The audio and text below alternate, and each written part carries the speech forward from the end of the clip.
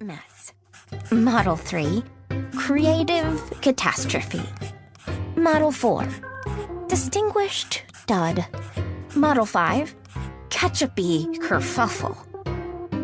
The three friends cleaned up the mess. Then they shared peanut butter and honey sandwiches and talked about why the test failed. After lunch, Ada and Iggy went home, and Rosie kept working.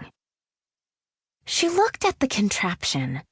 A tube had exploded because a kink in the line blocked the ketchup.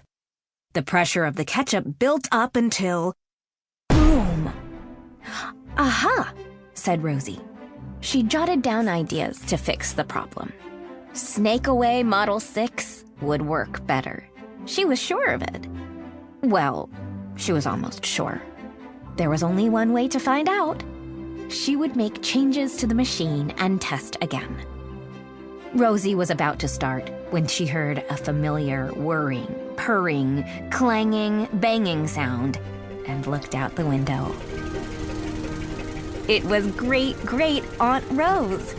Rose stuck her pencil behind her ear, crammed her notebook into her pocket, and ran outside as Aunt Rose landed the Helio cheesecopter in the yard. Hey, called Aunt Rose. How's my favorite engineer? Aunt Rose hopped out of the aircraft and twirled Rosie around in a giant hug. My new invention is a disaster, said Rosie. Brilliant, said Aunt Rose. Tell me about it on the way. Are we going somewhere? Asked Rosie. You bet we are, said Aunt Rose, and there's no time to lose. This is an emergency. Chapter 5. Give her a minute, said the tall woman, winking at Rosie. She doesn't even know who we are. She shook Rosie's hand. I'm Letty McAllister, she said, and these are my sisters, Hetty and Betty. We are musicians. Two women in red waved at Rosie. The woman sitting next to Betty smiled. Rosie and I are old friends, she said. Bernice was Ada's great aunt. She owned the archaeology shop on the town square. It was called Can You Dig It? The shop was full of ancient things from around the world.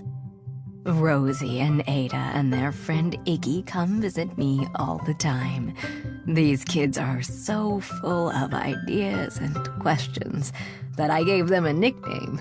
I call them the Questioneers.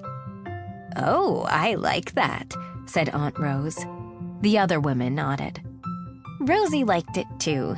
Visiting the Can You Dig It shop was always an adventure, and Bernice was full of ideas and questions.